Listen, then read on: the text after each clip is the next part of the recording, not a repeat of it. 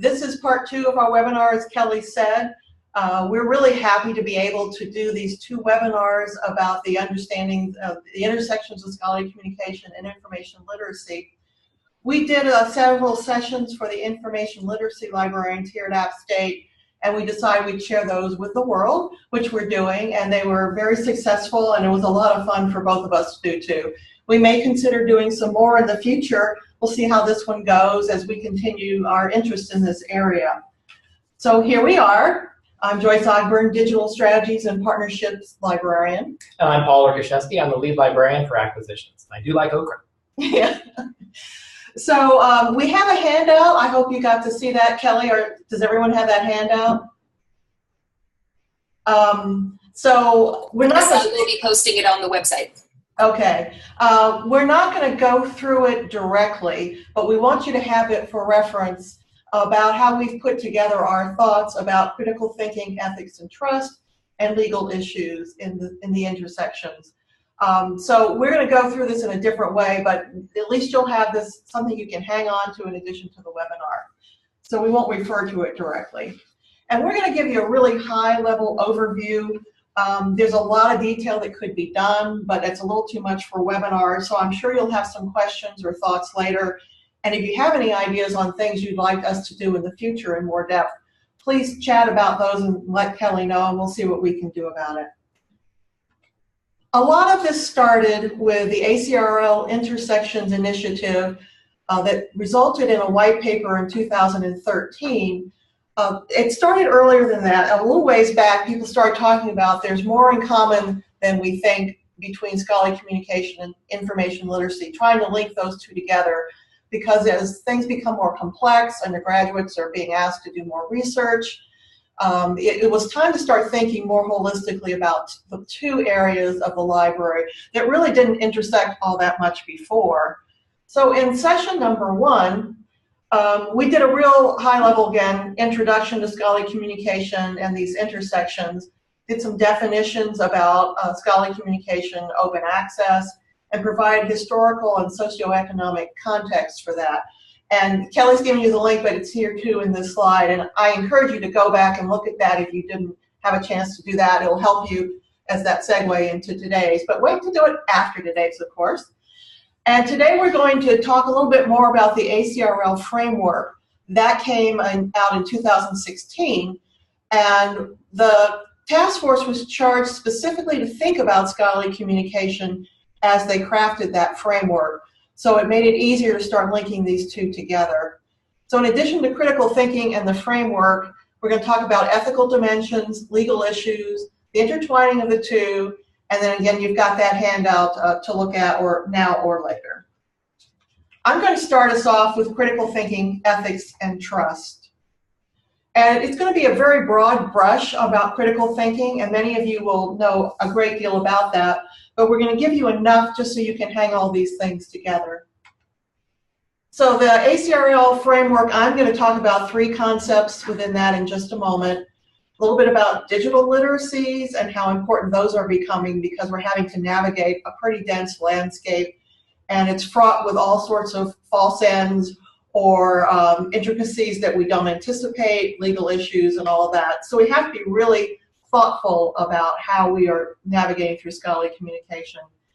There's a lot about economics of information creation, dissemination, use, and preservation. Paul covered some of that in the last webinar. I'm going to talk a bit about credibility, authority, and trust, because I think that's really important tie-in to information literacy. And beyond that, we have things such as choosing where to publish and how and for what reasons, understanding the research process, the cycles, and the outputs. There's new forms of scholarship coming up all the time, and people are struggling to how to evaluate those and even how to create them effectively and share them effectively. And then Paul will talk about the legal concepts and law in general. To give us context here, I've chosen as the first framework is information has value. So I'm not going to read this to you, but and I hope many of you know this, and if you don't know the framework yet, please pull that up as well at some point and look across that and tie it to scholarly communication. But information has value, and it's a commodity often. You pay for it, or at least it has some value of some kind. Even if it's free, it costs money to create it. It's used as a means of education. It has influence, and that's how we often understand the world. And then these legal and socioeconomic influences are very important to what happens with information and scholarly communication. So that links the two together, that there's value even if it doesn't come out as a formally published product that you have to pay for. It still has an enormous value all on its own. Authority is constructed and contextual. This is a very popular one these days, I think, with fake news and other things. People are trying to understand the credibility behind what they're hearing or reading about. And it's done differently in different communities, and people view it quite differently. So it's often conceived of as being contextual, and you may need additional help to determine what kind of authority something has, or understand the field or the origin of the information so you can know more about what that authority is being conveyed. And we have found here that scholarship as conversation makes a lot of sense to students, and it's obviously a direct tie into scholarly communication. So there's a sustained discourse that provides new insights and discoveries, and it happens over time. And it has different perspectives and interpretations. And students seem to understand that they're entering a conversation, and it's not something that's static, it's dynamic, and they can be a part of that however they choose to be, either as just a student or if they're creating things themselves. So that's part of the reason we want to link all these things together, because the students are doing much more in the creative realm, and we want them to be really good creators as well as consumers. So I'm going to talk a little bit about the ethics of scholarly communication and information. Attribution is key, of course, not only if you're citing someone's work, but you're also going to attribute images or charts or anything else that you may be finding as you do your PowerPoints, you do your portfolios as a student or a professional, or anything else you happen to be doing. And you want to represent your own work appropriately, cite yourself, don't oversight yourself, I'll come to that in a minute, and making sure that it's ethically presented and it's correctly presented and accurate. Some people might withhold information that would be useful to others, and you want to make sure you disclose all the information that's needed to understand your work or that of others. Research practices have enormous ethical components to them. We're all familiar with IRBs and other kinds of things we have to consult with to make sure our research practices are being ethical and open and transparent. Citation practices are very similar to all of this. You need to cite whatever you're working from, do the proper attribution, represent it correctly. And citation practices can be overused or abused as well. Some people go over to citing too many things to make sure they cover all their bases, whether they're all relevant or not, or perfunctory citations to make sure you say, refer to Thomas Kuhn because everybody does, but you may not be doing it as fully or as you need to, or really don't need to in the first place. And don't oversight your own work as well. And publishing and dissemination practices have a lot of ethical aspects, and we're seeing a lot of that now with people trying to figure out, who is this publisher? What is this journal? What is this impact factor? Is it real? Do I have to pay twice to have something published open access? Do I have to pay to get it again? Those sorts of things.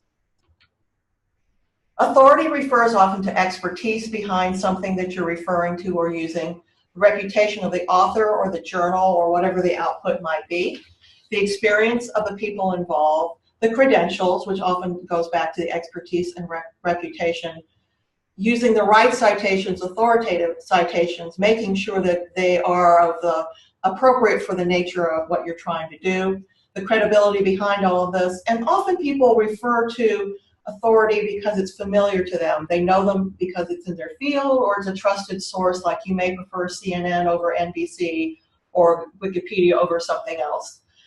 So that familiarity often drives what people assume to be authoritative. Trust often goes beyond that to questions of quality, the quality of the research, the quality of the publication, the quality of the source, the quality of the production as well can have something to do with the trust as well. And again, the source, who is it, where did it come from, what form was it? There are questions about something published online. Is that as authoritative as something published in print? Is a newspaper as good as a journal? Things of that kind. How was it created and shared and preserved? So you want to make sure you can go back to something if you refer to it. We all know that those URLs disappear all the time, so we have to be careful about how something is created and disseminated and whether that URL is going to persist, or if it's something else like an image that you're trying to pull from somewhere. These can be a problem sometimes to go back to. And whether the data has been published with something can lend you more trust to the results of what you're looking at. There are lots of different community norms and publisher practices that enter into the trust as well. Here are a couple of places if you're interested in looking at the journal credibility. They're not the only places to look, and by all means they're not comprehensive, but it can be a starting place for people. So the Directory of Open Access Journals is probably something many of you know about, if not all of you. The Open Access Scholarly Publishers Association, you may not know. That's for anybody who publishes open access, even if not everything is open access. And the Compact for Open Access Publishing Equity is a much smaller group of institutions that have signed on that have policies that push open access for their institution. There was a wonderful survey done at the University of Tennessee and released in 2013 about trust and authority in scholarly communications in the light of digital transition. And I'm going to go through just a little bit of that. I'm going to hit some highlights because, of course, with many things, you really need to read the whole report. And I'm going to have some quotes here, and I'm going to try to go through them without reading all of that too, but it gives you a sense of the report and some high-level results. So they did a lot of interviews across the US and in the UK, and the top 5 reasons for choosing or trusting a citation were these. The author was known to the researcher, again, familiarity.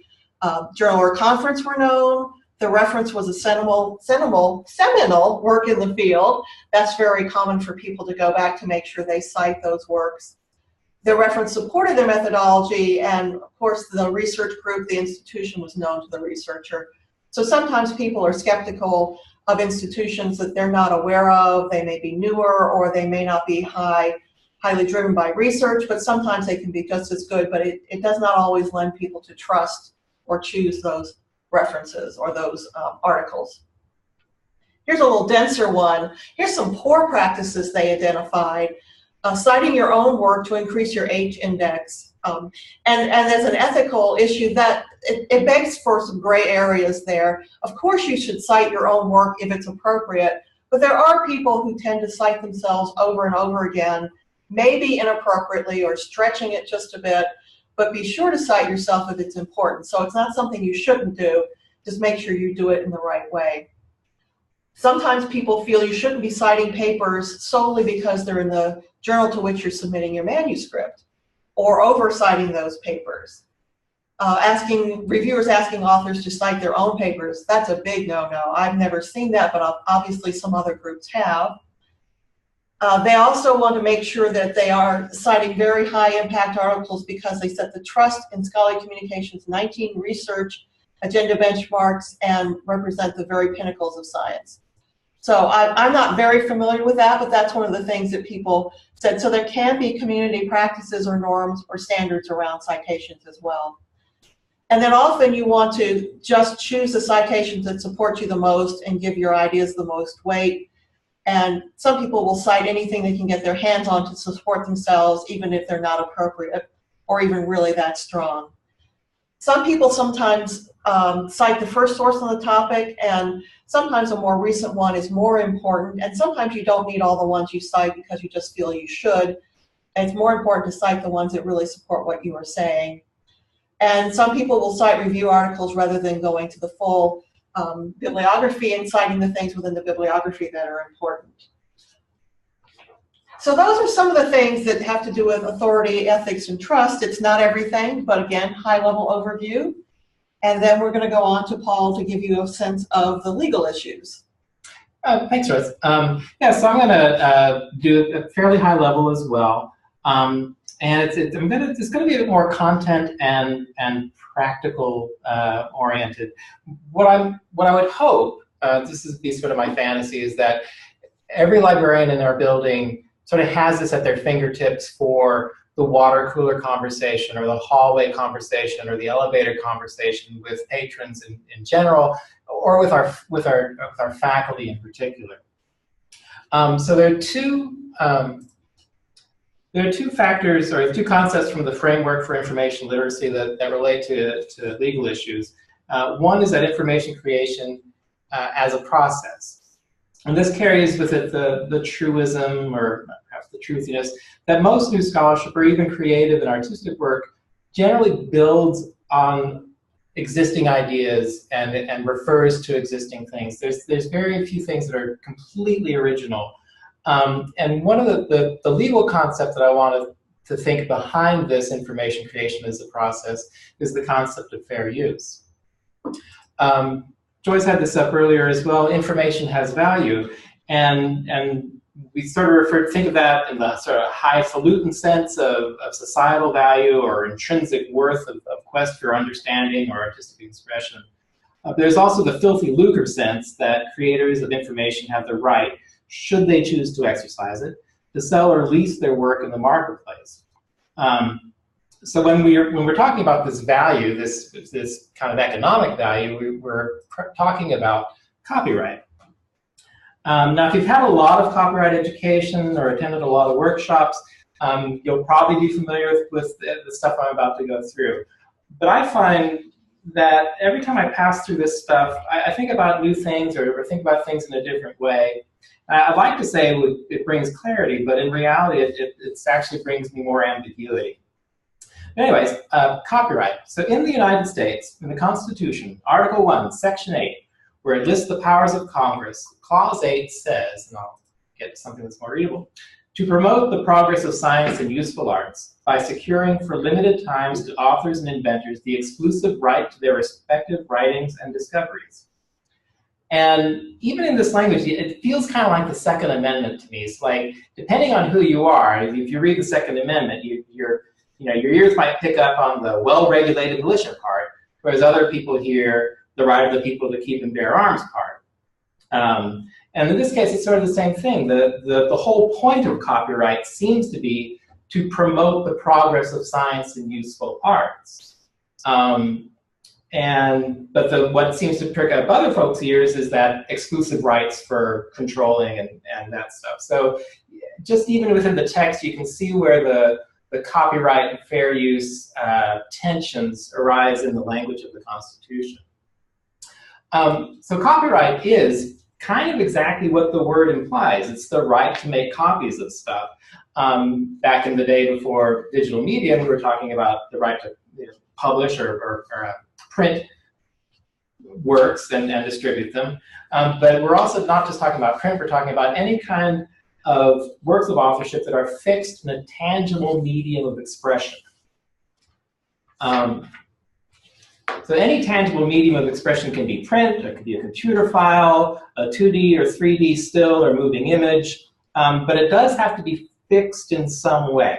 So if I go to a poetry slam and I improvise a fantastic poem, my improvisation itself is not copyrightable, but a recording that is made of that or a transcription of my fabulous poem would be copyrightable. So here's the list of things, and what you sort of don't see up here is like, well, where do journal articles or textbooks lie? Well, those are literary works, because literary can mean fiction and nonfiction. And then you can sort of see the other things that are more artistic endeavors and representations. The reality of copyright is that you and I, all of us, we literally own thousands of things that could be subject to the protections of copyright. So that doodle that you're working on right now, Kelly, as I blather on, is a fixed artistic expression. So that little drawing that you're making in the corner of your paper is an expression. It's been fixed, and it can be protected by copyright, and it might be worth millions. And you don't have to do anything about it. As soon as it's fixed in some way, it is copyrightable or is subject to the protections of copyright. So you don't need a little C with a circle around it. You don't need to sign your name on it. You don't have to register with the Copyright Office. You don't have to do anything with it. once you've fixed it, it is can be protected by copyright. So the rights of copyright holders are to reproduce the work, so to make copies and then to distribute them. Also to make derivatives work. So if you were to take that doodle and turn it into an animated series, you should be able to own the use of that work. And then if you make that animated series and you want to show it on HBO or in the movie houses, you have the rights to control or profit from those performances. These rights, those 4 rights that we're talking about, can be transferred, and they can be transferred to another person. And Mitt Romney, famously said that corporations are people, and in fact, legally they are. So corporations can be considered legal persons, and they can own copyrights, and copyrights can be transferred to them. Once you do transfer that right, say through an agreement with a journal publisher or some publisher to get your work published, you no longer have that right. And so for librarians who are working with faculty, this may be one of the most important things to get across. You can retain your rights, but not if you've transferred them. So at the point of when your work has been accepted to a publisher, that's the point of leverage that you can decide which rights you're willing to give up. And those forms that you get to get your work published, they don't have to be taken as is. I mean, the publisher might try and tell you that, but it's a contract and it's subject to negotiation. So when you transfer those rights, I would like librarians especially to be able to voice that concern, is that when you're signing over those, signing that agreement with the publisher, you are essentially signing your copyrights away. And when at the point of acceptance of your work is when you have the point of most leverage. So it's kind of like when you do salary negotiations for a new job. Your point of most leverage is after they've offered you the gig, but before you've signed a contract. So while they want you is when you have the gravitas to make negotiations. So you don't have to sign your stuff away to get published, although we tend to work it that way. So you can retain your copyrights, and you can be selective about how you dole out those rights and how you let other people use them. This Creative Commons can be a whole other thing, but within the open access movement, we can control copyrights sort of independently of the publishing stream, where we can allow people to use things, but we still retain the rights to our intellectual property. And Creative Commons is one way of doing that. And like I said, there could be a whole other thing of its own. So the ownership side of things, or the making money side of things, is copyright. The other side, the usage side, or making use of copyrighted materials, is the fair use side of things. So the Constitution set up the concept of copyright, and Congress, through statute, created what that means and what copyright means, and what protections you have, what rights you have, and what rights users of copyrighted material have. So Title 17 of the United States Code is all about copyright. It's a whole title section, or title portion. Section 107 of Title 17 of the US Code, and I'm ellipsing here, but basically, the fair use of a copyrighted work is not an infringement of copyright. So I've sort of ellipsed all this stuff out. So if you have a case for the fair use of a copyrighted work, it basically means you can sort of do what you want with it, if you sort of ellipse those things. Now, the fair use is defined as things for such purposes as. So this is not a definitive list, but for such purposes as criticism, comment, news reporting, teaching, including multiple copies for classroom use, scholarship, or research. And librarians tend to concentrate, along with their faculty colleagues, on the teaching, scholarship, and research. Now, while there are criminal aspects of copyright law, there are penalties written into statute, most of the things that we're worried about is civil law. no matter what a copyright holder says or threatens, it's not copyright infringement, essentially, until a court says that it's copyright infringement. So what that means is there's various guidelines that are available. So I've referenced some of them on this slide. And that's some of these guidelines are where you get that 10% thing, or just sort of various things. But remember that copyright infringement is when a plaintiff brings a case and a judge agrees with their interpretation. So the guidelines, they might be useful. They might be good for the absence of anything else to say, or because you're uncomfortable with the subject matter. But these guidelines carry no force of law, and they don't have any protection of law. So these guidelines, unless they're tested in court, have about as much value as folklore. And I'm not necessarily dissing folklore, but it's just kind of a rule of thumb kind of thing. So that main idea is that it's not copyright infringement until a court says so, is the takeaway that I would like our librarians to come away with from here. So in establishing fair use, so the way this would happen is a copyright holder will find some instance of their work that they feel is being misused and not in a fair way. So that they bring their complaint to a court, and the court evaluates the use of the copyrighted material through the application of 4 factors to determine whether it was fair use or not. And those 4 factors have a convenient acronym of PAIN. So P, purpose, A, amount, N, nature, and E, effect on the markets, so the economic effect. So starting with P, the purpose is the intent of the person or body using the copyrighted material. The one that's sort of the easiest free pass from courts has tended to be parody. So whereas Weird Al Yankovic might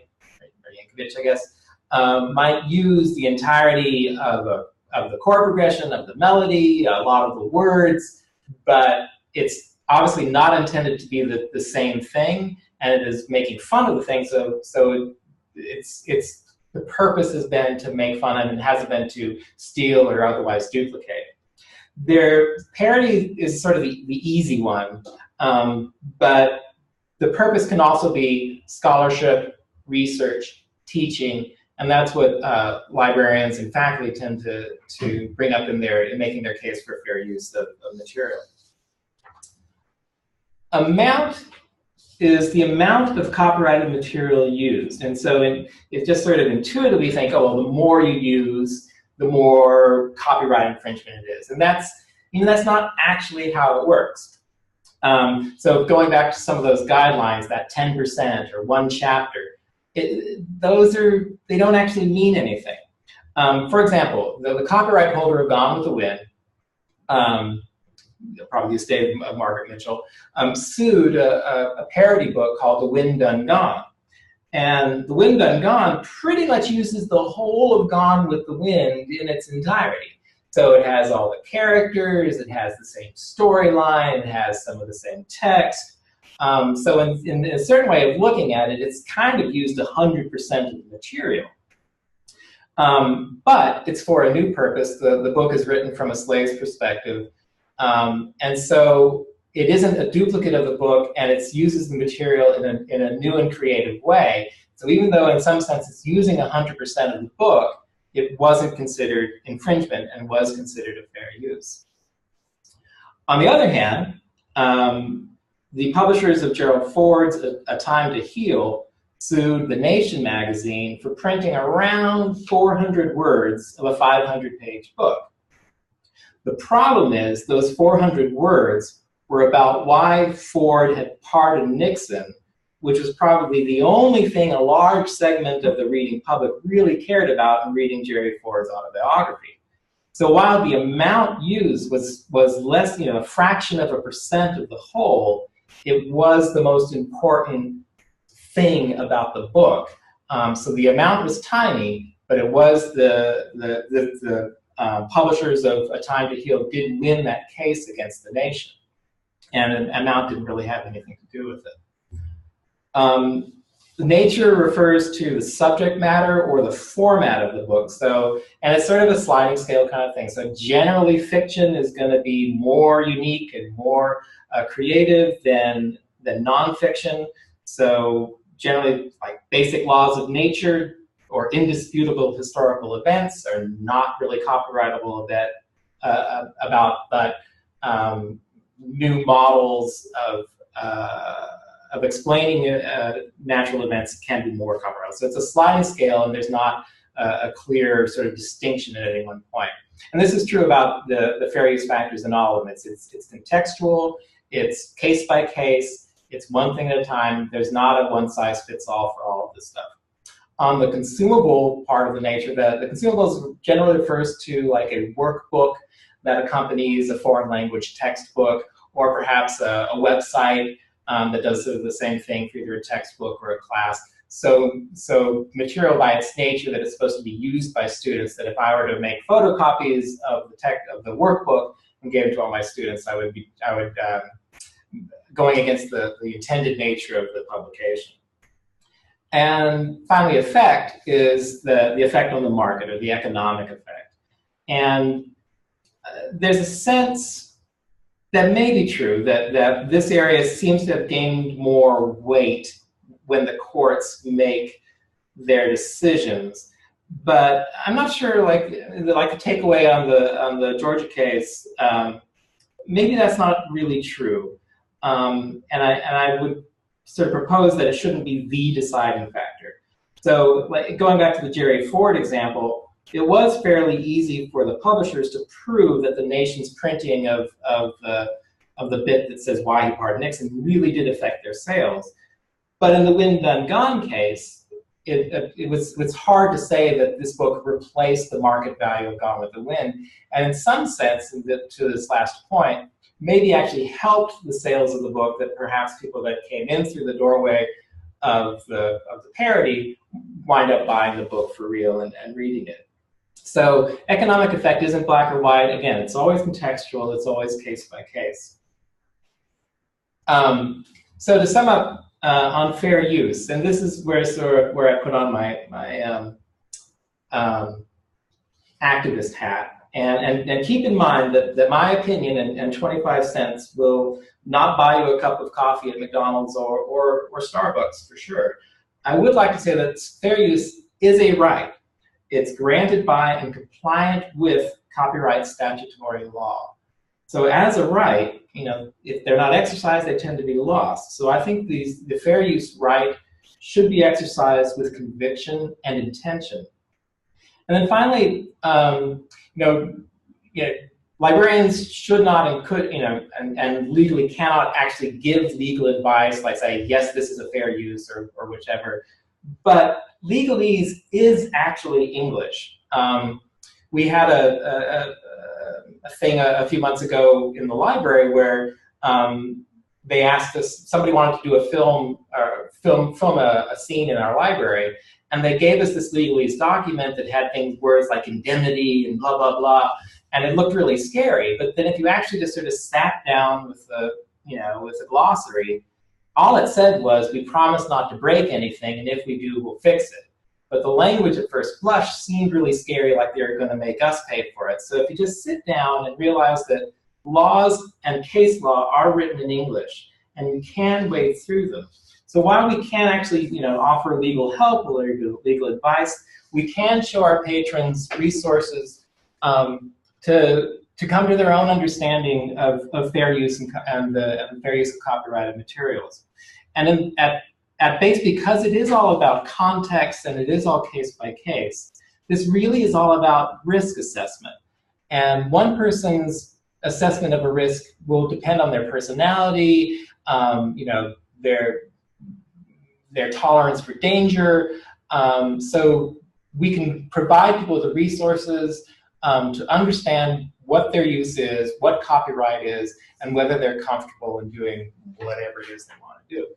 that's sort of like this, that's, again, this is sort of what I would like every librarian in our building to be able to walk away and have a conversation about with our patrons. So back to Joyce.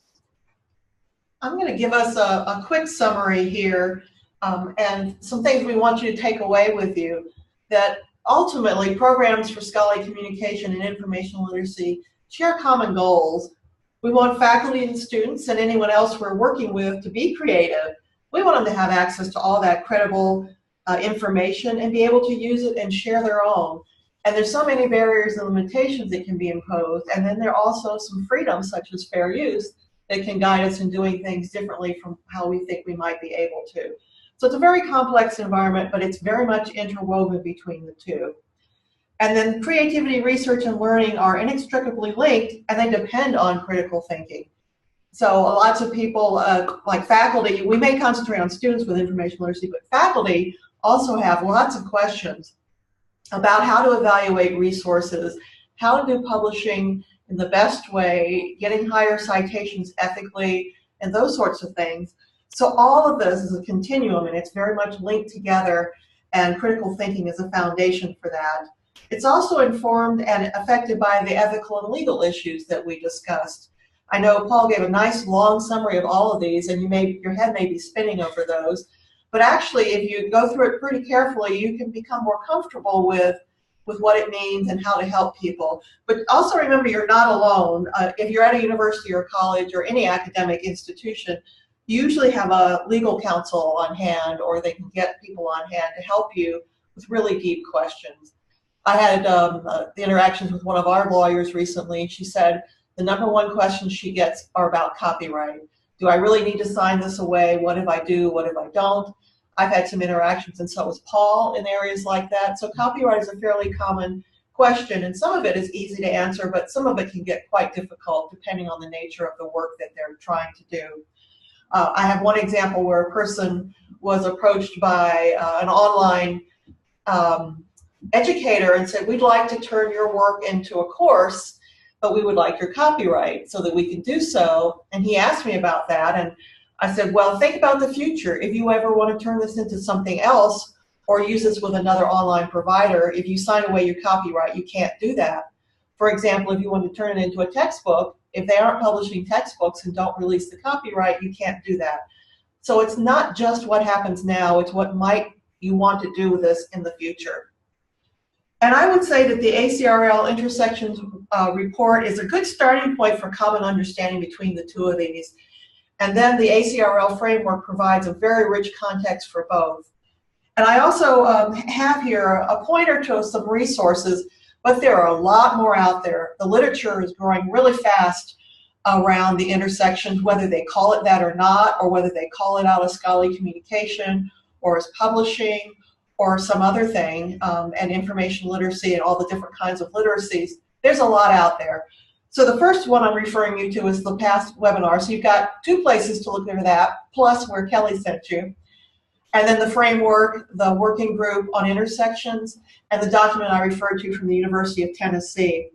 So this work is not complete. ACRL is still working on this one way or another. You may be familiar with the ACRL Roadshow for Scholarly Communication, the Immersion for Information Literacy, and there's also a roadshow for the intersections now. So those are some places you can go to for more help. The ACRL Toolkit on Scholarly Communication can be helpful. And 2 of the major ACRL committees are still thinking about how to expand this work across the framework and the intersections document so that there is a broader way and a broader framing for people to apply this in their teaching and in their guidance and advice areas. And I'm working with ACRL on that some. I'm on a sabbatical this fall, and that's part of the work I'm going to be doing. And so there's a lot out there. This isn't everything that you got today. I would encourage you to go looking for more if you want more information. And as we come up with more information, Paul and I are still very interested in this. We may do a future webinar. The last session we did with our librarians, we haven't figured out how to translate into a webinar. It's about roles and responsibilities and identity. So we may do that later. If you think that's something you'd like to hear more about, please let Kelly know in the chat or through email.